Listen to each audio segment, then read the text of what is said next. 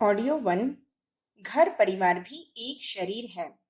लेखक वेदमूर्ति तपोनिष्ठ पंडित श्री राम शर्मा आचार्य। प्रेम का स्वरूप और विस्तार विवरण। प्रेम को परमेश्वर कहते हैं। परमेश्वर इंद्रियातीत है। उसे नेत्र आदि इंद्रियों से या बुद्धि कल्पना से नहीं जाना जा सकता। भाव संवेदनाएं ही उसे अनुभव में उतारती हैं। प्रेम निकटवर्ती से होता है या निकटवर्ती से प्रेम हो जाता है। हम शरीर को प्यार करते हैं, उसे सुखी बनाने के लिए अधिक से अधिक प्रयास और त्याग करते हैं, यहाँ तक कि वासना विलासिता के लिए पतन पराभव तक स्वीकार कर लेते हैं। नरक, भव बंधन, अपयश, दुर्गति तक स्वीकार करते हैं, पर अपने प्रेमी को सुखी संतुष्ट बनाने के लिए उचित अनुचित तक का विचार छोड़कर प्रेयसी काया के इच्छानुवर्ती बनते हैं। प्रेम में प्रेमी के लिए बहुत कुछ, सब कुछ करना पड़ता है। सेवा सहायता करने में कोई कोर कसर नहीं छोड़ी जाती। माता और बच्चे के बीच जो वात्सल्य चलता है, उसे प्रेम का सांसारिक उदाहरण समझा जा सकता है। बच्चा अनजान होने के कारण अनेक प्रकार की गड़बड़ियां ही उत्पन्न करता रहता है, पर माता उस पर क्षोभ किए बिना सब कुछ सहन करती रहती है। अपना लाल लहू सफेद दूध के रूप में परिणत करके बालक को पिलाती है, पर प्रतिदान की बात कभी सोचती तक नहीं। कृतज्ञता व्यक्त किए जाने की भी आशा नहीं करती है। उसकी आवश्यकताएं पूरी करने में कुछ उठा नहीं रखती। दूसरे सभी के बच्चों से अपना बालक कहीं अधिक सुंदर लगता है। उसे आंखों का तारा समझती रहती है। हंसता देखकर प्रमुदित हो उठती है और उदास देखकर चिंता में डूब जाती है। प्रेम तो प्रेम जो ठहरा, उसके साथ अनन्य आत्मीयता घुली रहती है। चिड़िया के घोंसले में जब बाज झपट्टा मारकर अंडा या बच्चा उठा ले जाता है, तो चिड़िया उसे छुड़ाने के लिए बाज के पीछे दौड़ती और आक्रमण करती है। तब उसे यह भय नहीं होता कि समर्थ बाज उलटकर उसका भी कचूमर निकाल सकता है। चिड़िया का रौद्र रूप देखकर बाज को भी भागते ही बनता है। प्रेम के आवेश में प्रेमी जो भी त्याग कर बैठे कम है। लैला मजनू, श्री फरियाद, हीर रांझा आदि कथानकों में इसी तथ्य को प्रकट किया गया है कि प्रेमी अपने प्रेम पात्र के लिए बड़ी से बड़ी कुर्बानी कर सकता है। प्रेम की यथार्थता और गहराई इस कसौटी पर कसकर जानी जा सकती है कि प्रेम पात्र के प्रति कितनी सघन आत्मीयता है, उसकी सेवा सहायता तथा प्रगति के लिए कितना सोचा और कितना किया गया। जहाँ इस प्रकार की भाव संवेदना का अभाव हो, समझना चाहिए कि वहाँ प्रेम नाम की कोई वस्तु नहीं। लिप्सा, लालसा एवं स्वार्थ साधना को ही प्रेम का नाम देकर किन्हीं भोले भावुकों को बहकाया गया है। शब्दाडंबर के जाल जंजाल में किसी को फंसाया जा रहा है। प्रायः कामुकता की ललक बुझाने के लिए जिसे शिकंजे में कसा जाता है, उसे प्रेमी या प्रेम का नाम दिया जाता है। उस संबंध की घनिष्ठता या स्थिरता तभी तक बनी रहती है जब तक कि जितनी मात्रा में स्वार्थ सधता रहता है। इसमें कमी पड़ने पर प्रेम का उन्माद भी उतर जाता है। उपेक्षा उदासी बढ़ने लगती है और बात बढ़ते बढ़ते कलह, विद्वेष, दोषारोपण, वैमनस्य और पीछा छुड़ाने का षड्यंत्र रचने तक जा पहुंचती है। देखा गया है कि उठती जवानी के दिनों जो तथाकथित प्रेम उमंगता रहता है, वह नयापन विदा होते ही घर गृहस्थी के का पहिया धकेलने तक सीमित रह जाता है। एक दो बच्चे होने पर तो ध्यान और भी बढ़ जाता है। साथी के द्वारा जो उपहार मनुहार के ढेर लगते रहते थे, उसमें यह गंध सूंघी जानी चाहिए कि असली की जगह नकली वस्तु देकर उस तरह खुश किया जा रहा है जैसे बच्चे को खिलौने से फुसलाया जाता है। माता बच्चे के प्यार में असलियत होनी चाहिए। भेदभाव का विषय उसमें नहीं घुलना चाहिए। लड़की की उपेक्षा और लड़के को दुलारना ऐसे भेदभाव का प्रतीक है जिससे प्रेम शब्द कलंकित होता है। लड़की को हेठी समझना भौतिकवादी अर्थशास्त्र का प्रतिपादन है। लड़की पराये घर जाती है, साथ में विवाह के साथ कुछ दहेज सौगात भी ले जाती है। इसके विपरीत लड़का दासी जैसी बहू लाता है, कमाई से घर की समृद्धि बढ़ाता है, बुढ़ापे का सहारा बनता है आदि विचारणाएं ऐसी ही हैं जैसी पशुओं का मोल भाव उनकी उत्पादन शक्ति के आधार पर किया जाता है। बच्चों के बारे में हमारा दृष्टिकोण मानवीय होना चाहिए। दृष्टि के दोनों घटक गाड़ी के दो पहिए के समान हैं। दोनों के मिलने से ही परिवार बनता है। परिवार की छत्र छाया में उसके सभी सदस्य आश्रय प्राप्त करते हैं। निर्वाह और विकास की प्रक्रिया उसी कल्पवृक्ष उद्यान में बनती है। पुरुष यदि प्रत्यक्ष व्यवसाय चलाता है और रुपयों के रूप में कमाई घर लाता है, तो नारी अपने ढंग से उस संस्थान को सुसंपन्न करने में कम योगदान नहीं करती। 24 घंटे के नौकर बाजार में कदाचित ही कभी किसी को मिल पाते हैं, पर गृहिणी उस भूमिका को निभाती है। 24 घंटे की चौकीदारिन बनकर रहती है। दोनों वक्त की रसोई बनाना उसी के जिम्मे रहता है। बीच बीच में चाय, स्वागत आतिथ्य के लिए उसी को कुछ न कुछ बनाना पड़ता है। कपड़े धोना उसी के जिम्मे रहता है। चौकीदारिन, रसोईदारिन, धोबिन के रूप में उसका बाजार भाव आंका जाए तो उतना ही जा पहुंचता है जितना पुरुष दुकान पर कमाई करके लाता है। इसके अतिरिक्त उसकी वफादारी असंदिग्ध रहती है। विश्वास के आदमी, प्रामाणिक मित्र किसे मिलते हैं जिसके हाथ घर की सारी पूंजी सौंपी जा सके।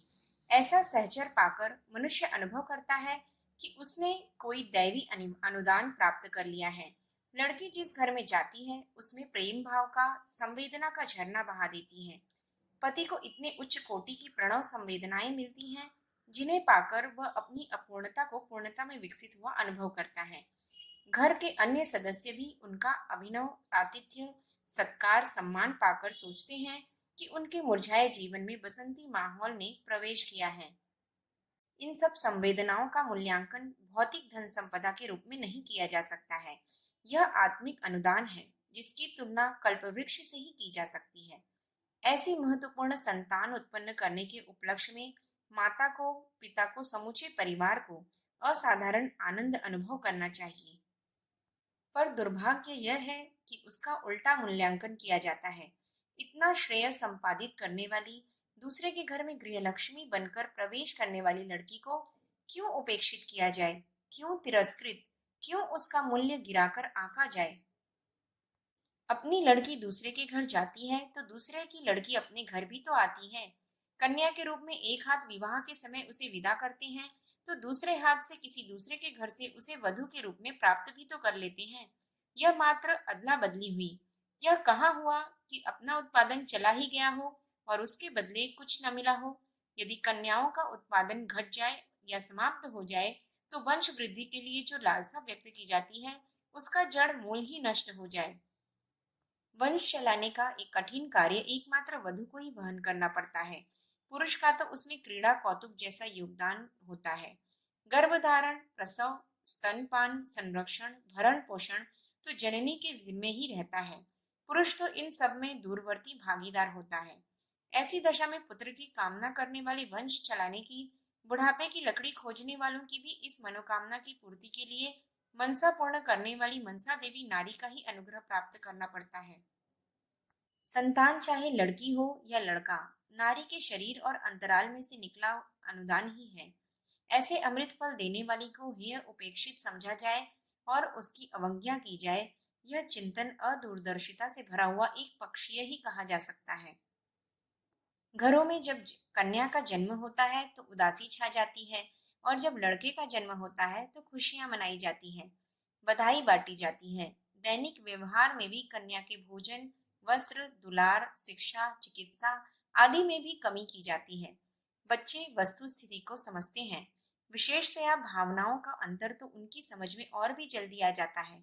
अबोध समझी जाने वाली बच्चियां भी ताड़ जाती हैं कि उन्हें घटिया माना जा रहा है और भार समझकर पाला जा रहा है। इसकी प्रतिक्रिया उनके मनोबल को गिराती है, आत्महीनता का बीजांकुर जमाती है। वे अपने को भाग्यहीन और अंधेरे भविष्य वाली मानने लगती हैं।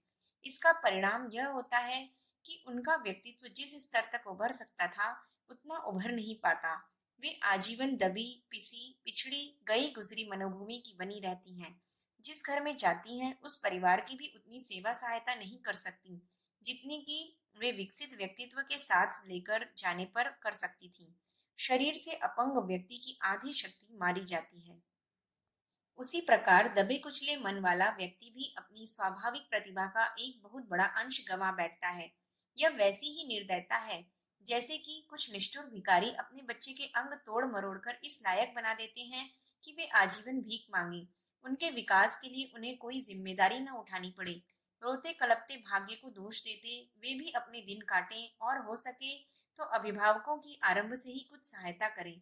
लड़की के भरण पोषण, शिक्षा दीक्षा में की गई कटौती इसी प्रकार की बचत मानी जाती है। नारी का अवमूल्यन समूची मनुष्य जाति का अवमूल्यन है। उसकी प्रतिभा, विशिष्टता एवं समृद्धि प्रसन्नता में प्रत्यक्ष कमी करना है। लड़की का व्यक्तित्व यदि घटिया रहने दिया गया तो वह जिस भी परिवार में जाएगी, जिस भी लड़के के साथ रहेगी, उसकी उतनी सहायता न कर सकेगी जितनी की विकसित होने की दशा में कर सकती थी। घटिया मनस्थिति रहने पर विचार पद्धति घटिया रहती है और क्रियाकलाप भी गए गुजरेपन पड़ते हैं। ऐसी दशा में बाप के घर उपेक्षित रही लड़की ससुराल में जाकर भी न महत्वपूर्ण हो सकती है, न यशस्वी। उसे पाकर ससुराल वाले भी उतने प्रमुदित नहीं होते जितना कि वधु के प्रतिभावान होने पर हो सकते हैं। जिसके द्वारा अपेक्षा से कम लाभ मिलता है, उसका मान मूल्यांकन भी कम होता है। पिता के घर मिली उपेक्षा ससुराल में भी साथ जाती है और जैसा अपमान पिता के घर सहना पड़ा था, वैसा ही ससुराल में भी सहना पड़ता है। फसल बोने, उगाने, सींचने, बड़ा करने की जिम्मेदारी तो अभिभावकों के घर पूरी हो जाती है। ससुराल वाले तो फसल काटने आते हैं।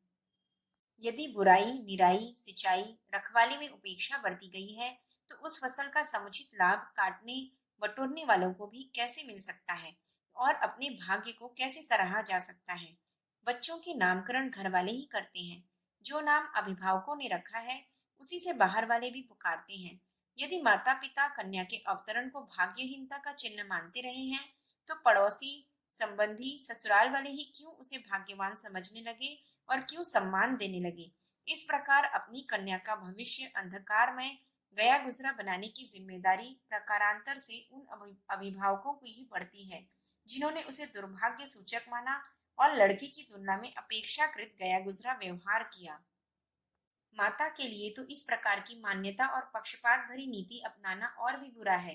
वह स्वयं भी तो नारी है, किसी नारी के ही पेट से पैदा हुई है। यह उसकी अपनी बिरादरी है। देखा गया है कि समान गुण स्वभाव वाले अधिक जल्दी हिलमिल जाते हैं और एक दूसरे के साथ प्रसन्नता अनुभव करते सहायक बनते हैं। इस परंपरा के अनुसार महिला बिरादरी को तो कन्या जन्म पर अधिक प्रसन्नता व्यक्त करनी चाहिए, क्योंकि उन्हीं की बिरादरी में संख्या वृद्धि हुई है। पर देखा उल्टा जाता है। पुरुष भले ही इस बात को कभी अधिक महत्व न दे, पर स्त्रियां सिर आसमान उठा लेती हैं। दादी, चाची, ताई, बुआ आदि सबके मुंह पर उदासी छा जाती है। जननी को कोसती, लांछन लगाती भी देखी जाती हैं। उन्हीं का अनुकरण पड़ोसी, संबंधी भी करते हैं। इस प्रकार उस जननी को उल्टा लांछित होना पड़ता है जिसने इतना कष्ट सहकर उस बालक को जन्म दिया, जान जोखिम उठाई, शरीर को निहस्वत्व बनाया। ऐसे लांछन को सरासर अत्याचार ही कहना चाहिए। कुछ समय पहले किन्हीं विशेष वर्गों में कन्या को जन्मते ही मार देने का रिवाज था। अंग्रेज सरकार ने इसके विरुद्ध कानून बनाया था। अब नया रिवाज चला है। नई मशीनें ऐसी आई हैं जो गर्भकाल में ही लड़के लड़की का पता लगा लेती हैं। इसका परीक्षण कराने वालों में से कितने ही ऐसे निष्ठुर अभिभावक होते हैं जो कन्या का पता चलने पर उसका गर्भपात करा देते हैं। यह भी एक प्रकार का कन्यावध ही हुआ। अल्प आयु में विवाह करके अपने कूड़े को पराये आंगन में पटक देने जैसा हुआ।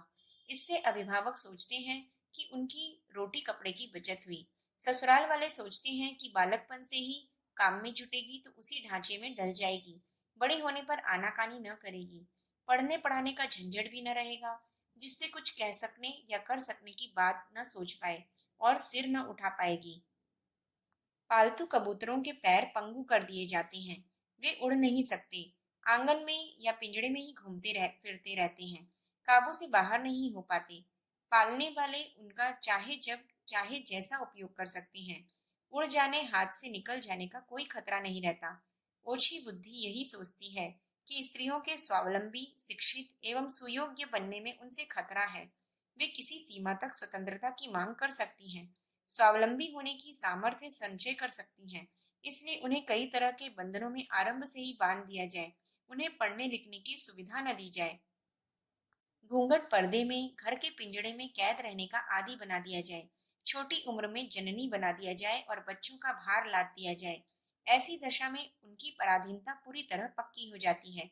जिस भी स्थिति में रखा जाए, जैसे भी रहना पड़े, उसी में उन्हें बिना सिर हिलाए रहना पड़ता है। यह स्थिति इसलिए भी पैदा की जाती है कि नारी नर की तुलना में सुंदर होती है। अनेक मंचले उनकी ओर दृष्टि डालते हैं, बहकाते फुसलाते हैं। इस फेर में नारी का मन बदलने न लगे, इस आशंका को ध्यान में रखते हुए उसे हर दृष्टि से पराधीन, दुर्बल, असमर्थ, अपंग स्तर की बना दिया जाता है, ताकि वह विपत्ति में फंसी रहने पर भी रोने कलपने के अतिरिक्त और कुछ सोच या कर न सके। यह है अभिभावकों का कन्या के प्रति अत्याचार, जिसे पाशविक कहा जा सकता है। पशु पक्षी बच्चों को जन्म देने के बाद कुछ ही दिन संभालते हैं। अपने पैरों चलने फिरने योग्य होने पर अपनी जिंदगी जीने और अपनी मौत मरने के लिए स्वतंत्र छोड़ देते हैं। ऐसा व्यवहार लड़कों के साथ नहीं, पर लड़कियों के साथ अवश्य किया जाता है। इसमें दोषी पुरुष भी हैं, जो वैसा करने से रोकते नहीं, पर अधिक दोषी घर की समर्थ महिलाएं हैं। वे स्वयं जिस प्रकार का प्रताड़ित जीवन जीती रही हैं, उसी भड़ास को नवागंतुक लड़कियों या वधुओं पर निकालना चाहती हैं। जो बच्चे स्कूल में मास्टर से अधिक पिटते रहते हैं, वे ही बड़े होने पर जब मास्टर बनते हैं तो अपने छात्रों को पीटते हैं। इसमें उनके बचपन के संस्कार जो दबे हुए थे उभरते हैं, और पीटने वाले मास्टर से बदला न ले पाने पर छात्रों को सताकर पुरानी रंजिश निकालती हैं। इसी प्रकार बड़ी आयु की महिलाएं अपने बचपन में जो सहती रही हैं, उसी का बदला अबोध बालिकाओं से चुकाती हैं। इस कुचक्र को तोड़ा जाना चाहिए। महिलाएं अपना आत्म गौरव स्मरण करें, कर्तव्य माने कि बच्चों में लड़की लड़के का फर्क न करें, दोनों को समान महत्व का, समान उपयोगी और समान स्नेह भाजन समझें। दोनों के विकास एवं दुलार में पूरी पूरी दिलचस्पी एवं भाव संवेदना रखें। प्यार का विस्तार शरीर और परिवार की तरह बालकों में भी होना चाहिए। अपनी निष्कपटता के कारण सचमुच वे ही सच्चे प्यार के अधिकारी हैं। कन्या और वधू को कम दुलार न मिले। माता और बच्चे के बीच जो वात्सल्य होता है, उसे मनुष्य मनुष्य के बीच पाए जाने वाले प्यार में सर्वोत्तम स्तर का कहा जा सकता है। यह एकाकी होता है। बच्चा तो प्रेम का स्वरूप महत्व तक नहीं जानता, प्रतिपादन की तो संभावना ही कहाँ रहती है। माता को अकेले ही अपना प्रेम पक्ष चरितार्थ करना पड़ता है।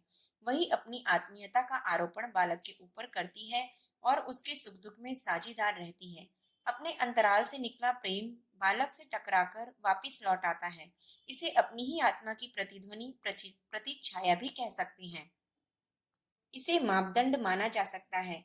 किसका प्रेम कितना असली और कितना नकली है, इसकी जांच पड़ताल इसी आधार पर की जा सकती है। प्रतिदान की प्रतीक्षा किए बिना, आशा रखे बिना यह नितांत संभव है कि एक पक्षीय प्रेम निपटा रहे, और जिसमें प्रतिदान की अपेक्षा है, समझना चाहिए कि यह व्यवसाय हुआ।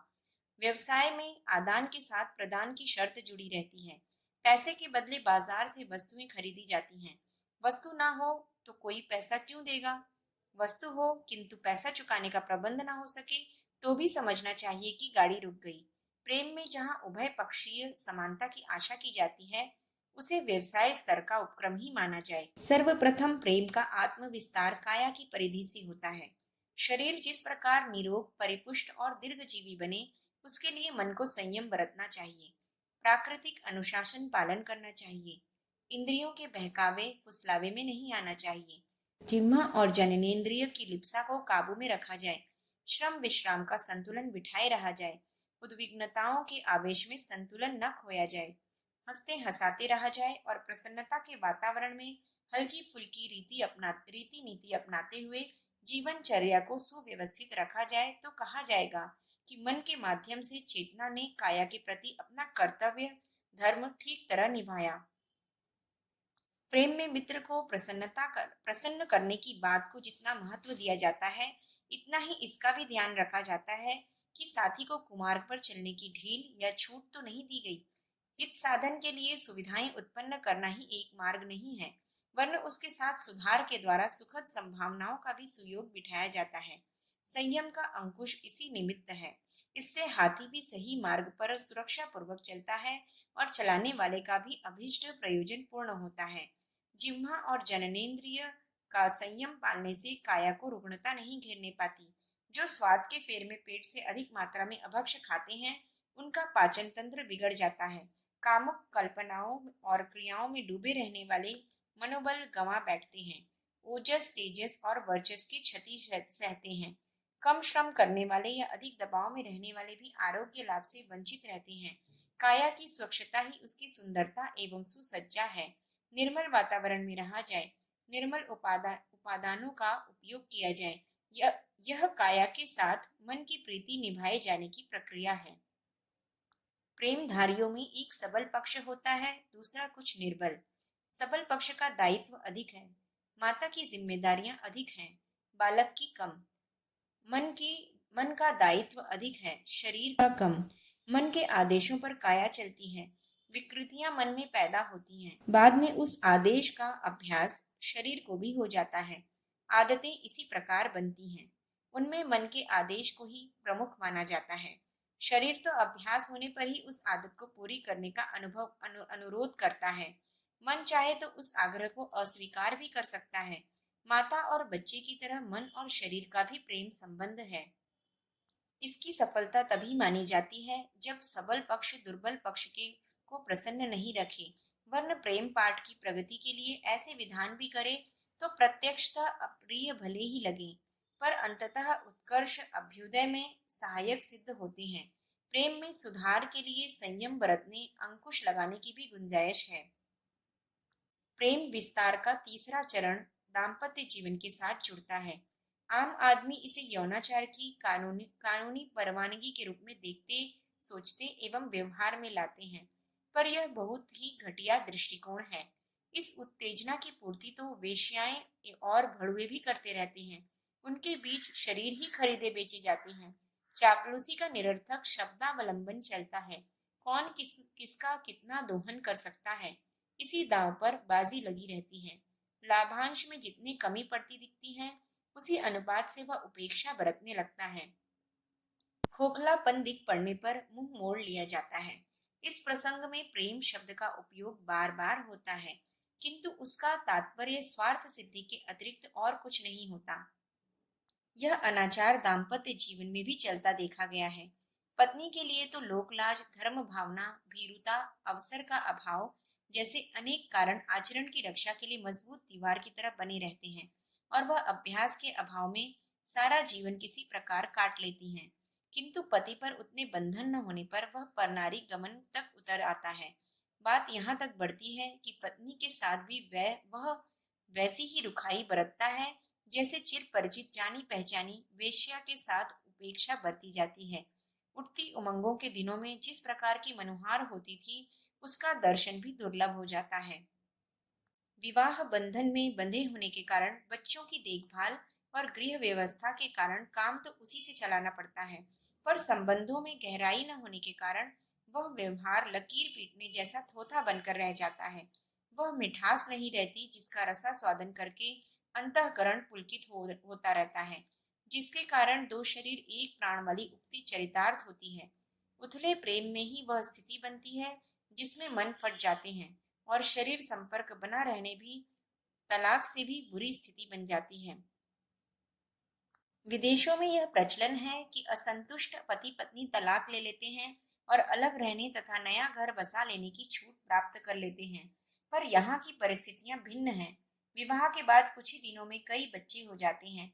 घोषित या अघोषित तलाक लेने पर इन बच्चों के भरण पोषण तथा भविष्य का प्रश्न उत्पन्न होता है। विदेश में सरकारी अनाथालय हैं, जिसमें कोई भी अपने बच्चों को भर्ती करके सर्वथा स्वतंत्र हो सकता है। इन बच्चा घरों में बालकों के निर्वाह का खर्च संपन्न लोग जमा करते रहते हैं। न दे सकने की स्थिति में सरकार की ओर से वह व्यवस्था बन जाती है, पर अपने देश में तो वैसा भी कुछ नहीं है। परित्यक्तताओं या उपेक्षिताओं के बच्चे जहां तहां दिन काटते हैं। माता पिता के बीच खींचतान रहने की स्थिति में बच्चों की मनोदशा पर भी बुरा असर पड़ता है। उसमें अनेक विकृतियां उत्पन्न हो जाती हैं। घुटन के कारण वे दबे सहमे रहते हैं। रोटी का प्रबंध भले ही पिता की ओर से हो या माता द्वारा अन्य किसी आधार पर किया जाए, इतना निश्चित है कि ऐसी परिस्थितियों में बालक का मनोबल टूट जाता है। वे दब्बू, दुर्गुणी या आवारा हो जाते हैं। ऐसे बालक अपने लिए, अपने अभिभावकों के लिए एवं समाज के लिए अभिशाप बनकर ही रहते हैं। जिन विवाहों का आधार रूप सौंदर्य या यौनाचार होता है, उनका भविष्य ऐसे अंधकार में घिरा रहता है। मनुष्य के एक सिरे पर दिव्य संभावनाओं से भरा पूरा मस्तिष्क है, तो दूसरे पर मलमूत्र के दुर्गंध भरे छिद्र भी। एक कक्ष में देवता का निवास तो दूसरे में शैतान भी रहता है। माँ बच्चे के प्रति वात्सल्य प्रकट करती है, तब वह देवता होती है, किंतु जब कन्या पुत्र का अंतर करके एक को दुलार दूसरे को तिरस्कार देने लगती है तो उसका शैतान पक्ष उभर आता है। बालक ईश्वर की प्रतिमूर्ति है। छल छिद्र से, दोष दुर्गुण से रहित हृदय संत साधुओं का होता है। उन्हीं में भगवान की झांकी मिलती है। ईसा के शिष्यों ने जब भगवान के दर्शन कराने का आग्रह किया तो उन्होंने एक छोटे बालक को गोदी में उठाया और कंधे पर बिठाकर सबको दिखाया कि मनुष्य आकृति में यही भगवान है। उसका कथन सच था। निर्मल अंतःकरण वाला शिशु भगवान ही हो सकता है। इस विशेषता में कन्या लड़के की अपेक्षा कहीं उत्कृष्ट होती है। ऐसी ही भावनाओं के कारण नर की तुलना में नारी को अपेक्षाकृत अधिक सहिष्णु, विनम्र, संयमी, सेवा भावी बताया है। वे बुद्धिमत्ता और दूरदर्शिता की दृष्टि से भी कहीं अधिक बढ़ी चढ़ी होती हैं। अपराधों की गणना में नारी को 10% और पुरुष को 90% अनाचारों में लिप्त पाया गया है। छोटी कन्याओं में तो मृदुलता, सुषमा और भी अधिक बढ़ी चढ़ी होती है। इसलिए दुलार, संरक्षण, उन्नयन न्यायानुसार उन्हीं का अधिक होना चाहिए, पर होता ठीक इससे उल्टा है। पिता के अतिरिक्त परिवार के अन्य पुरुष भी लड़की के जन्म को दुर्भाग्य मानते हैं, क्योंकि वह पालने पोसने के बाद दूसरे घर की हो जाती है और साथ ही कुछ दान दहेज भी साथ ले जाती है। इस अर्थ प्रधान दुनिया में लड़की के प्रति एक समय उपेक्षा भाव समझ में आता है, पर दूसरी ओर जब दृष्टि दौड़ाई जाती है कि किसी दूसरे की पाली पोसी लड़की वधू के रूप में अपने घर में आई है और वह कितनी उपयोगी सिद्ध हो रही है, तब यह समझा जा सकता है कि किसी के घर कन्या न जन्मी हो तो अपने घर में वधू कहाँ से आ जाती। अपनी कन्या दूसरों के घर जाती है तो दूसरे की लड़की अपने घर आती भी तो है। यह तो आदान प्रदान मात्र हुआ। इसमें घाटा कहाँ, लाभ कहाँ। अदूरदर्शिता ही ऐसी दृष्टि उत्पन्न करती है जिसमें लड़की घटिया प्रतीत होती है और लड़का बढ़कर। वस्तुतः हर दृष्टि से लड़की का दर्जा ही बड़ा है। लड़के शिक्षा, शादी और व्यवसाय उत्तराधिकार में घर खाली करा लेते हैं और जैसे ही कुछ कमाने योग्य हो जाते हैं पत्नी को लेकर अलग रहने लगते हैं। छोटे भाई बहनों की शिक्षा, शादी में कदाचित ही परिवार को कुछ सहायता देते हैं। जवानी में ही बूढ़े बाप का कारोबार हथिया लेते हैं और उन्हें एक एक पैसे के मोहताज बना देते हैं। अधिकांश परिवारों में यही उपक्रम अपनाया गया दिखता है। सतयुगी श्रवण कुमार लड़के तो कदाचित ही किसी भाग्यवान के घर में उत्पन्न होते दिखाई देते हैं। तिरस्कृत, उपेक्षित, असमर्थ माता पिताओं की सेवा समर्थ लड़कियां भी कर सकती हैं। यह रिवाज तो मनुष्यों ने उस दृष्टि से बनाया है जब वे ससुराल वाले होते हैं और चाहते हैं कि कन्या के घर से सदा मिलता ही मिलता रहे। ऐसी नौबत न आए कि कन्या पक्ष की मुसीबत फंस जाने पर उनकी कहीं सहायता न करनी पड़े। वस्तुतः ऐसी कुछ बात नहीं है। बेटी और बेटे में कोई अंतर नहीं। असमर्थ माता पिता की लड़कियां भी उसी प्रकार सेवा सहायता कर सकती हैं जैसे कि लड़के करते हैं।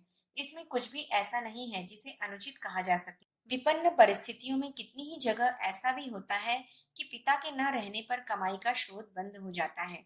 तब बड़ी आयु की लड़कियां नौकरी करके अपने छोटे भाई बहनों का निर्वाह तथा शिक्षा दीक्षा का प्रबंध करती हैं। अपनी आयु ऐसी ही कुमारी अवस्था में बिता देती हैं। इन आदर्शों को देखते हुए यह मानना पड़ता है कि लौकिक दृष्टि से भी कन्या का महत्व लड़कों से किसी भी प्रकार कम नहीं है। आश्चर्य तो तब होता है जब घर की महिलाएं भी कन्या जन्म पर बुरा मानती हैं। वे यह भूल जाती हैं कि वे स्वयं भी किसी की लड़की हैं, किसी महिला के पेट से ही जन्मी हैं। जब वे अपने अस्तित्व को सही मानती हैं तो नई जन्मी कन्या को ही क्यों असह्य ठहराती हैं। होना यह चाहिए कि पुरुषों द्वारा उपेक्षित और तिरस्कृत नारी को उसकी बिरादरी द्वारा तो समर्थन मिले ही, हिमायत और सिफारिश के लिए उनका वर्ग तो आगे आए ही, पर होता उल्टा है। विवाह शादी के समय लड़कों के लिए अधिक सुंदर और अधिक मालदार लड़की तलाशने में महिलाएं ही सबसे अधिक नुक्ताचीनी करती हैं। वे यह भूल जाती हैं कि यदि उनकी लड़की असुंदर रही होती, यदि वे दहेज की लंबी रकम देने में असमर्थ होते तो उन पर क्या बीतती। दहेज कम मिलने पर, बहू के असुंदर आने पर तानाकशी सास नंदे ही अधिक करती हैं। उस समय उन्हें अपनी बेटी की स्थिति ध्यान में नहीं रहती। घरेलू लड़ाई झगड़ा में भी सास बहू के बीच ही खटकती रहती है। इसमें दोष सास का अधिक और बहू का कम होता है। सास द्वारा यदि बेटी जैसा दुलार देकर गलतियों को प्यार से समझाने और हल्के फुल्के सुधारने सिखाते रहने की नीति अपनाई जाए तो वधू अल्हड़ होने पर भी कुछ ही दिनों में सुधर जाती है। पर यदि बात का बतंगड़ बनाया जाए अपमानित और लांछित किया जाए तो बात बढ़ने और स्थिति खटकने जैसी हो जाती है। पति पत्नी का प्यार सहकार मधुर बना रहे, इसके लिए आवश्यक है कि घर के बड़े उनके दोष गिनाकर भड़काए नहीं, वरना यदि गुणों के संबंध में नमक मिर्च तक मिलानी पड़े तो उसमें संकोच न करें। पति को वधू की अच्छाइयां बताई जाएं और वधू को पति की, ताकि वे एक दूसरे की उपयोगिता समझें और समुचित सम्मान और सहयोग प्रदान करें। भूलों को दरगुजर करने की आदत डालनी चाहिए। दोषों को अकेले में तो कहा जा सकता है, पर उन्हें बदनामी का रूप देकर लांछित करने में विद्वेष बढ़ता है और वह बढ़ते बढ़ते कहीं से कहीं पहुंचता है। कोई कोई सास ऐसी होती हैं जो अपने बेटे से बहू की निंदा चुगली करने में तिल का ताड़ बनाती हैं, दोनों के बीच खाई कड़ी खड़ी करती हैं। इसका परिणाम तत्काल उनकी मर्जी का भले ही हो, पर पीछे तो परिणाम सामने आते हैं। उन्हें तथा समूचे परिवार को पश्चाताप करना पड़ता है। सास से झगड़ा प्रसिद्ध होने पर उनकी छोटी लड़कियों की शादी में कठिनाई पड़ती है। सोचते हैं कि ऐसी कलह करने वाली के घर में अपनी बेटी देना और उसके जैसी लड़ने वाली लड़की बुलाना अपने लिए जानबूझकर संकट मोल लेना है। घर में शांति और स्नेह का वातावरण बनाने में घर की बड़ी बूढ़ी महिलाओं की अधिक भूमिका रहती है। इसलिए समझाया मात्र नई उम्र वालों को ही नहीं, बड़े बूढ़ों को भी बिना उनके स्वाभिमान को चोट पहुंचाए उन्हें घर के बुद्धिमान सदस्यों को समझाने बुझाने का क्रम जारी रखना चाहिए। उपेक्षा करने या रोक कर बैठ जाने की अपेक्षा यह कहीं अच्छा है कि नववधु से लेकर देवरानी चिठानी सास ननद सभी को इस प्रकार प्रशिक्षित किया जाता रहे कि वे हिल मिलकर रहें। सास बहू का आभास न होने देकर कि माता पुत्री का बर्ताव करें। इसी प्रकार देवरानी जिठानी ननद के बीच भी बहनों सहेलियों जैसा स्नेह सहकार रहना चाहिए। वे सभी मिलजुल कर रहें, एक दूसरे को स्नेह सहयोग प्रदान करें, सम्मान सहकार में कमी न आने दें। इसी प्रकार बड़े परिवार छोटे परिवार की अपेक्षा अधिक प्रसन्नता और सुविधा के केंद्र बने रहते हैं। कई बार वधु की माता बहिन भावज चुपके चुपके यह शिक्षा भी देती हैं कि पति को चतुरता पूर्वक परिवार से अलग रहने के लिए कहती रहें, सम्मिलित रहने में असुविधा या तथा कठिनाई बनाती रहें। इस प्रकार की शिक्षा यदि माँ के घर से दी जाती रहती है, जमाता को भी उसी प्रकार की सलाह दी जाती रहती है, तो इसका परिणाम अंततः यही होता है, वे लोग उसी घर में या अन्य घर लेकर अलग रहने लगते हैं। इसमें कमाई को अपने ऊपर खर्चने से शौक मौज के कुछ साधन तो अवश्य बढ़ जाते हैं, पर नई मुसीबत यह आ खड़ी होती है कि अकेली कोठरी बंद रहने वाले कैदी जैसी एकाकी जिंदगी जीनी पड़ती है। हंसते बोलते संयुक्त परिवार में जो दिन कटता था वह सुविधा छिन जाती है। हारी बीमारी के समय अपनी जिंदगी जीना अपनी मौत मरना की कहावत चरितार्थ होती है। बच्चे होने पर उन्हें संभालने में जो सारा घर लगा रहता था वह सहकार छिन जाता है और प्रसूति के दिनों में भी विश्राम का अवसर न मिलने पर उठकर कामकाज करना पड़ता है। उस स्थिति में पता चलता है कि एकाकी रहने की अपेक्षा सम्मिलित परिवार में मिलजुल कर रहना कितना नैतिक, कितना सामाजिक, कितना हंसी खुशी का है। उसमें परिवार के प्रत्येक सदस्य को दूसरे साथी सदस्यों से परामर्श मिलता रहता है। सद्गुणों को बढ़ाने के लिए काफी गुंजाइश रहती है। परिवार के सभी सदस्य फलते फूलते हैं और प्रगति के मार्ग में आगे बढ़ जाते हैं। मियाँ बीवी की छोटी इकाई इतनी सुविधा प्राप्त नहीं करती जितनी कि सज्जनों के समुदाय में साथ साथ रहने पर उपलब्ध होती है।